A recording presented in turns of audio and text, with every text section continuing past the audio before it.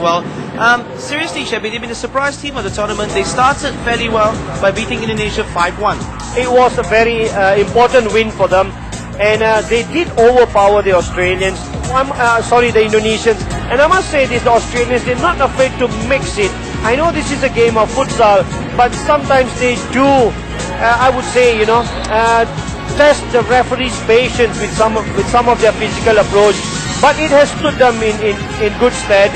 And I do expect that to continue. It was a whitewash of Indonesia in the opening game. And just like the 11th-side game, the Australian, they have a huge physical presence about them, and they always try to use that to their advantage, don't they, Chevy? They do. I mean, they're very aggressive in one-on-one. They're very aggressive in protecting the ball. They're very aggressive, when they are attacking as well. And that is what you need to do. If you have that traditional strength, make use of it. But I can tell you, there are some very, very quick-footed players in that team.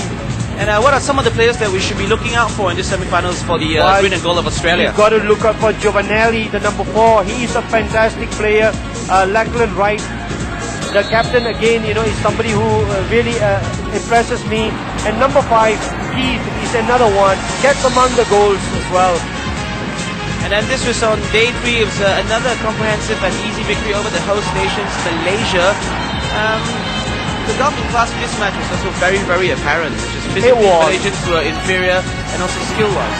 Oh yeah, I mean, in every sense of the word, Malaysia were inferior to Australia. And Australia, I mean, there's a spring about them. They're very lively on the pitch.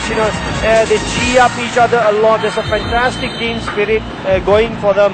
And that is, again, another strength of theirs, the team spirit that they display. Well, like we saw in the last match against Argentina, they used their physical side and their prowess to their advantage. Do you see them doing more of this against Brazil as well? The only way to stop the Brazilians will be to upset them. And I'm not talking about upsetting their rhythm. I'm talking about physically upsetting them, irritating them. There will be a lot of niggly things happening out there. Because if you allow Brazil to get into their stride, they will hammer any team in the world. So I do expect Australia to come up with similar tactics as they employed against the Argentinians. And also, Australia has got a solid goalkeeper in Status, isn't it? He is again up there with the best goalkeepers in this tournament. And that gives them a lot of strength, knowing that there's a safe pair of hands behind them, allows them to get forward a little bit more. And now, based on their performance in Group A, coming through as the runners-up, we know that all the other teams have seen them and they will not underestimate them. Maybe not even Brazil.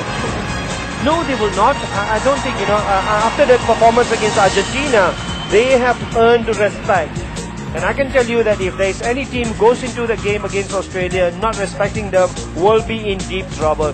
This, I think, is the turning point in futsal in Australia. That performance against the Argentinians, and I can just see now before the game against Brazil, there's a confidence just oozing out of the players.